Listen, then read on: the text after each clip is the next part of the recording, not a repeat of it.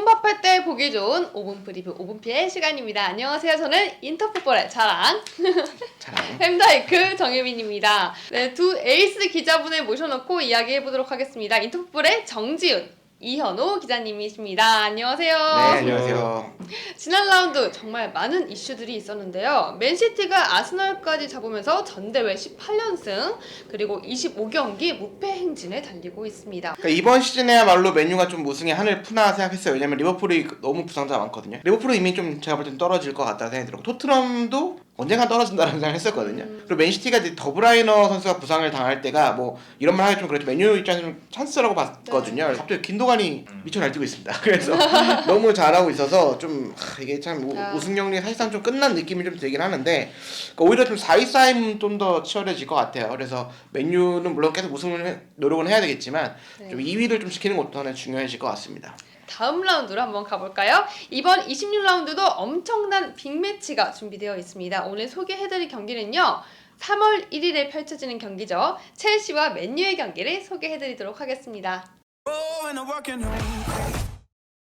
현재 리그 5위에 위치한 첼시입니다. 투엘 감독이 부임을 하면서 리그 무패 행진을 이어가고 있는 첼시인데요. 근데 제가 볼 때는 첼시는 원래 잘하는 선수가 많아서 원래 잘했는데 감독 교체라는 굉장히 초강수 이 시기와 맞물려서 첼시 선수들이 조금 이제 자극을 받지 않았나 이런 생각을 했어요. 투엘 감독님이 1월 말에 부임을 했습니다. 그 뒤로 리그 6경기를 치렀는데 단 한 번도 진 적이 없고요.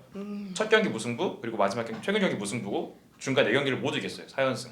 이전에 램파드 감독님 있을 때보다 훨씬 잘한다는 평가가 많고 또 무엇보다 이제 득점원이 좀 다양하게 나오는 것도 좀 고무적인 것 같아요. 첼시와 맞대결을 펼치는 맨유도 분위기가 상당히 좋잖아요. 현재 리그 5경기 무패 행진 중입니다. 최근 경기를 뭐 엄청나게 압도적이고 완벽하다라고 보기는 좀 어렵긴 하는데 소셜 감독이 그래도 전술적인 운용이라든가 로테이션을 잘 가동을 하고 있는 것 같아요. 특히 역습에 좀 강한 맨유인데 레시포드와 미들맨이죠. 브루노 페르난데스 이런 선수들이 정말 맹활약을 했고 최근에는 갑자기 제임스를 넣기 시작했어요. 오른쪽에. 그러니까 이 선수가 많이 뛰고 압박도 잘하고 빠른 선수단 말이죠. 그러니까 역습을 할 때 좀 유용한 카드인데 또 이번 첼시전에가 상당히 중요합니다. 리그 2위 수성을 위해서는. 근데 카바니와 맥토미니가 좀 어떻게 복귀가 가능한 상황이기 때문에 좀 더 시너지가 나면 좋은 경기라고 보일 수 있지 않을까 생각이 듭니다. 잘 나가고 있는 첼시지만 문제점도 있을 것 같습니다. 엄청난 이적료로 영입을 했던 베르나 선수가 조금은 더 살아나면 좋겠다는 생각이 있는데요. 작년 여름에 독일 공격수 티모 베르너를 영입을 했어요. 네. 굉장히 큰 돈을 주고 이렇게 영입을 했는데 아무래도 기대에 비해서 공격 포인트가 없다 보니까 많은 팬들이 좀 비판을 하는 것 같은데 적어도 1년 정도는 적응을 기간을 둬야 하지 않나 싶어요. 그쵸. 최근에 또 1골 1도움을 올렸고요. 보면 베르너 선수가 PK를 키커로 안 나오더라고요. 네. 최근 인터뷰를 보면 재밌었던 게 자기가 PK 기회를 좀 얻거나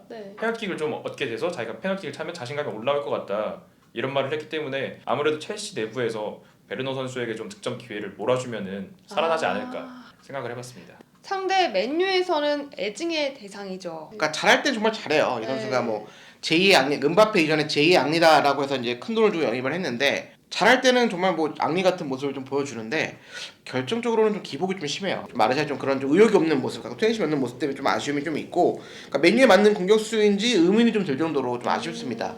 그러니까 원래는 시즌 전에는 카바니가 영입을 하면서 이제 경쟁을 할 거다라고 보여졌는데 오히려 카바니가 훨씬 더 앞서가는 모습 좀 보여지는 것 같고 그래서 소셜 감독이 지금은 좀 결단을 내려야 할 때라고 좀 보여집니다. 각 팀의 키플레이어를 설명 좀 해주세요. 네, 전 첼시 이번 경기 키플레이어를 좀 여러 명을 좀 두루두루 생각을 해봤어요. 네. 그 중에서도 플리시치와 아브라함 선수가 오랜만에 공격에서 좀 활력을 넣어줄 걸로 기대가 되고요. 앞서 언급한 대로 베르너가 좀 다소 부진하지만 플리시치와 아브라함이 곁에 있다면은 좀 플레이가 살아나지 않을까 그렇게 생각을 하고 있습니다. 네, 좋습니다. 그럼 상대 팀 맨유는 어떻게 될까요? 많은 팬들과 전문가들이 극찬하는 선수가 바로 브루노 페르난데스잖아요. 네. 근데 저는 이번 키플레이어는 좀 레시포드라고 좀 보여집니다. 그러니까 첼시가 수비백을 쓰면서 좀 이렇게 좀 안정적인 수비를 구축을 하고 있는데 결국엔 측면 싸움에서 승부가 갈리는 경우가 되게 많거든요. 결국엔 레시포드가 뉴캐슬전처럼 영향력을 발휘해야 되고요. 현재 레시포드가 리그 25경기에서 9골 6도움 그러니까 제 몫을 해주고 있습니다. 이번 첼시전에서 확실히 좀 살아나는 모습과 함께 좀 맨유의 공격을 좀 이끌어야 하는 레시포드입니다. 5분 PL에서 빠질 수 없는 코너죠. 바로 승부 예측 시간이 돌아왔습니다. 이번에는 정지훈 기자님께서 먼저 말씀해 주시죠.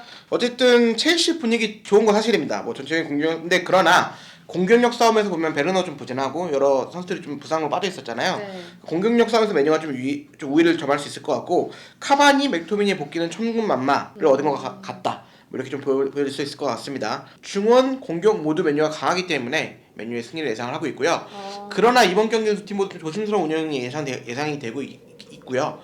의외로 좀 재미없는 경기가 될 수도 있겠다라는 생각이 듭니다. 그래서 저는 맨유의 1대0 승리를 예상하겠습니다. 맨유의 1대0 예측하셨고요. 이현호 기자님은 당연히 첼시인가요? 네, 그렇죠. 당연히 첼시죠. 투엘 감독님 온 다음으로 한 번도 진 적이 없잖아요. 변수가 있어요. 주중에 챔피언스리그가 있어서 이제 스페인 원정을 다녀와야 되는데 아틀레티코 마드리드 원정 경기가 있어서 그 경기를 감안해도 맨유 정도는 이기지 않을까. 2대1로 이길 거라고 봤고요. 이제 뭐 희망사항인데 이제 베르너가 좀 최근 살아나고 있으니까 한 골을 좀 넣어줬으면 하고 또 돌아온 공격수 아브라함 혹은 플리시치 둘 중에 한 명이 또 한 골 넣어줬으면 합니다. 너무너무 잘 들었습니다. 두 팀 모두 승리가 절실한 만큼 어떤 팀이 승리할지 정말 기대가 됩니다. 네, 즐거운 5분 피해 시간은 여기까지였습니다. 영상이 재밌으셨다면 구독, 좋아요 눌러주세요. 안녕.